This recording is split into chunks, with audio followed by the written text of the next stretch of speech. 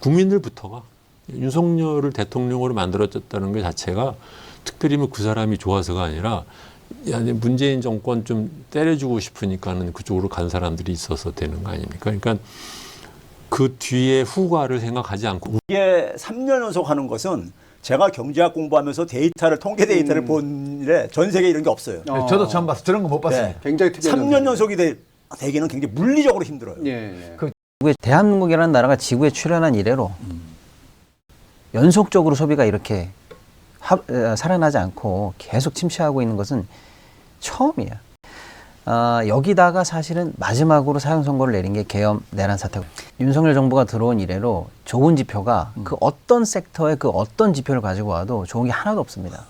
보수 정부하고 진보 정부가 국정을 운영하는 기간 동안에 총체적으로 어디가 성장률이 더 높았냐?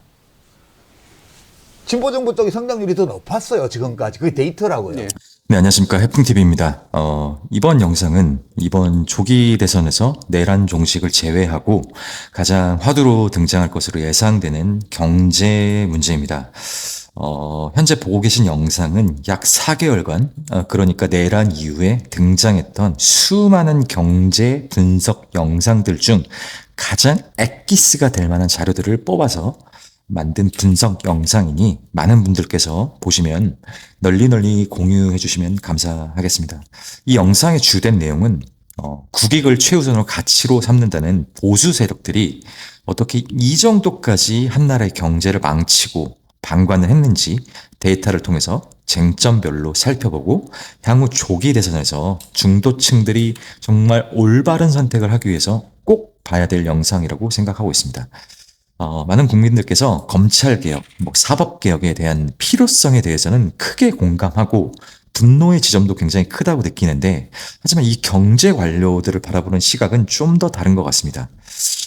아무래도 경제 전문가라고들 하는데 서울대 경제학과 나왔고 무슨 미국의 유수 대학의 경제 박사라고 하는데 잘 하겠지라고 이렇게 넘겨짚고 관심도도 떨어지는 분야라고 생각을 하고, 여론 형성도 쉽지 않은 분야이기에 이번 영상은 좀 더 재밌고 엑기스들만을 모아서 만든 영상이기 때문에 여러분들께서 많이 널리 알려주시면 너무너무 감사하겠습니다. 영상 시작하기 전에 앞서서 경제를 잘 아시는 분들도 있으실 테지만 기본적인 영상의 줄거리를 설명드리자면, 대한민국이라는 한 나라의 경제를 세 덩어리로 나눠서 가계 부문, 정부 부문, 기업 부분 좀 더 대외 환경 측면에서 바라볼 예정입니다. 먼저 살펴볼 부분은 가계 부분입니다. 데이터가 정말 충격으로 다가오는 섹터인데요. 소비 심리라고 말할 수 있는 소매 판매액 지수가 10분기 연속으로 마이너스를 찍고 있는 상황이고, 지금 1분기가 지났기 때문에 11분기 연속으로 계속 마이너스가 될 것으로 예상되는 부분입니다. 영상 먼저 보고 오시도록 하겠습니다. 분기에 우리가 한 번씩 마이너스로 간 적은 가끔 있습니다. 그렇죠. IMF 때라든지 코로나 때라든지 한 번 있는데, 연속으로 10분기가 마이너스 난 적은 단군 일이 한 번도 없어요. 제 기억으로는 IMF 때도 4번인가 그랬던 거예요. 예. 연속 4번. 근데 네. 지금은 10분기입니다. 이번 분기까지도 보나마나 12분기 이제까지 하면 이제 11분기까지 가는 거예요. 그러니까 대한민국이라는 나라가 지구에 출현한 이래로 연속적으로 소비가 이렇게 살아나지 않고 계속 침체하고 있는 것은 처음이에요. 근데 영향을 미치는 요소가 이 소매 판매액이라는 게 있어요. 소매 판매액이라는 지수가 있는데, 이게 지금 뭐냐면은 지금까지 한 3년 연속해서 마이너스를 기록을 하고 있어요. 근데 이게 3년 연속이 사람들이 볼 때는 3년 연속 그게 대수입니까? 워낙 많이들 떨어지고 그랬으니까는 후퇴한 게. 근데 이거는 사실은 2년 연속 되기가 힘든 저겁니다. 그렇죠. 이게 또 올라가는 구조를 알면 예. 왜 그러냐면, 이게 지금 우리나라 외환위기 때도 1년 지나고 나서 반등을 했고 금융위기 때도 반등을 했어요. 예를 들면 그게 일종의 기저효과 때문에 그렇습니다. 워낙 떨어졌기 때문에. 이처럼 심각한 지표임에도 불구하고 아무런 대책도 없이 방관하고 있는 지점. 물론 대한민국 양질의 일자리가 없어서 구조적으로 자영업자들이 다른 나라에 비해서 과도하게 많은 측면들은 있지만, 정부 정책으로 어느 정도 유연하게 순환시킬 수 있는 측면은 많다고 생각됩니다. 이런 가계 부분, 즉 내수 문제에 대해서 이재명 대표는 그래도 가장 정책적인 공간들이 많이 있다라고 하였고 이 부분에 대해서는 대통령이 된다면 가장 시급하게 처리를 할 것으로 예고하였습니다. 영상 보고 오시도록 하겠습니다. 그게 내수 문제입니다. 내수는 지금 상태에서 상당한 정도 교정할 여력이 있어요. 지금도. 근데 안 하는 거죠. 어쨌든 내수 문제는 지금 상당한 여력이 있어요. 그 즉각적으로 할 수 있는 수단들이 있다는 거죠. 맞습니다. 그게 제일 먼저 그거부터 네, 하시겠다. 그거부터 해야죠. 두 번째는 정부 부분입니다. 경제 관료들이 어떤 식으로 경제 수치라고 할 수 있는 숫자들을 가지고 장난을 치는지, 어떤 식으로 정치에 개입을 하는지, 혹자들은 이렇게 생각을 할 수도 있습니다. 객관적인 데이터를 가지고 수치를 뽑아내는 거 아니야? 라고 생각하실 수도 있을 텐데요. 이들은 그렇지 않습니다. 자신들의 그 카르텔을 유지하기 위해서 숫자를 조작하고 창조해내는 집단들입니다. 그리고 이런 카르텔을 이용해서 정치에 개입하게 되고 그 카르텔을 공고하게 쌓아가고 있는 판국입니다. 정부 부문의 역할은 압축해서 말씀드리자면 경기가 좋을 때 예를 들어 한 나라의 경제 성장률을 분기별로 예상하고 뭐 연간별로도 예상을 할 텐데 이렇게 분기별로 실적을 분석하게 되고 관리를 하는데 만약에 1분기가 예상 대비 경기가 좀 좋은 것 같다 라고 하면 돈을 좀 아끼고 예상보다 경기가 좀 안 좋다 라고 하면 돈을 좀 풀어야 되는 요런 사이클로 밀착해서 관리를 하는 게 교과서적인 방법입니다. 하지만 이들은 반대로 집행을 하게 되죠. 영상 보고 오시도록 하겠습니다. 이제 운영을 어떻게 해야 되는 거냐, 뭐 재정을 크게 해야 되느냐 적게 해야 되는 거는 이제 철학적인 문제가 있을 수가 있어요. 우리는 조금 더 큰 정보 가야 된다.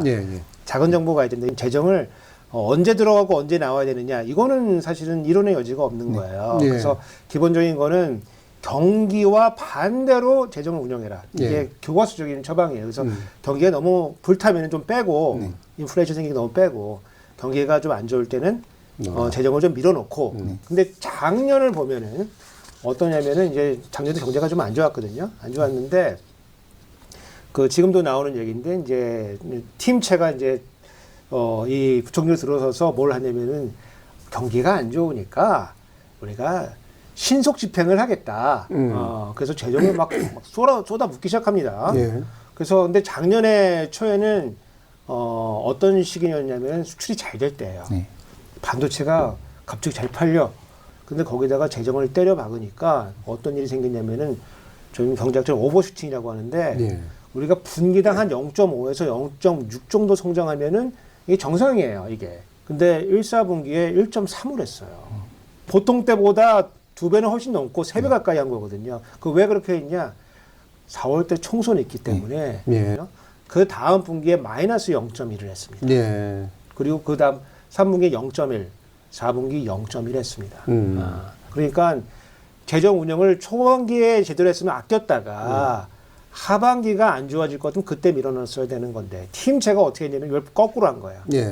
4월 때 총선이 있기 때문에 뭔가 그냥 돈을 거기다 때려 부은 거예요. 그리고 또 진보 정부와 보수 정부에서 이 경제 관료들을 대하는 차이가 어떻고 이 경제 관료들은 또 역으로 진보 정부와 보수 정부들을 어떤 식으로 이용하는지에 대해서 말씀드리도록 하겠습니다. 년도 2월 달이 코로나 국면입니다. 아직. 그때 뭐 전 국민 재난지원금 하자 그랬을 때 홍남기 그때 총리 나와가지고 우리 먹고 죽을래도 돈이 없다. 이럴 때예요. 그리고 3월 9일 날 윤석열이 되고 몇 주 있다가 기재부에서 우리 세수가 50조가 있어요.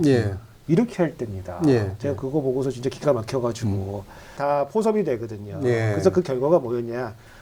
돈이 있는데도 돈 없다 그러는데 다 속아 넘어가가지고 사실은 2월 달에 그 재난지원금이 좀 풀리고 그랬으면은 그때 좀 국민들의 삶이 좀 이렇게 조금 안정이 되면은 0.7%질 일은 없는 거거든요. 근데 재밌는 게 그 민주당 정부는 그 재정 관료들이 쥐고 흔들고, 근데 국민의힘 계열의 정부는 대통령이 쥐고 흔들고 이렇게 되더라고요. 왜냐면 얘네들 제대로 장악 못하면 정권 바꿔도 별로 소용이 없다고 생각을. 제 경험상 기재부 관료들은 어떤 숫자도 만들어낼 수가 있습니다. 그야말로 우리나라의 최상급 기술자들입니다. 정말 여기는 정권이 바뀌더라도 자기들끼리의 카르텔 속에서 얼마든지 숫자를 주물럭거릴 수 있는 집단이기 때문에 여기를 장악하지 않으면 세상 바뀌기 참 힘들 거라는 생각이 들어서 그걸 여쭤봤어요.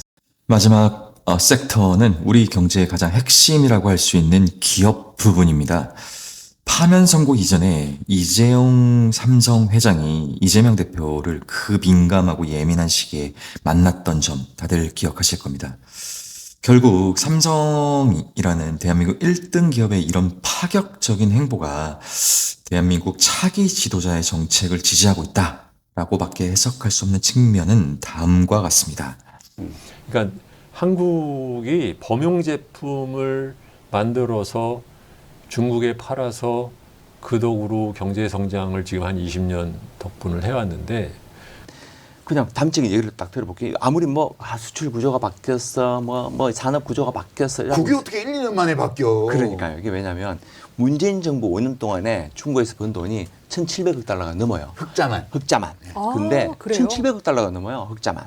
근데 딱 윤석열 시작한 딱 그 해부터 그 달부터 시작해서 이번 1월달 2025년 1월달까지 321억 달러 적자입니다.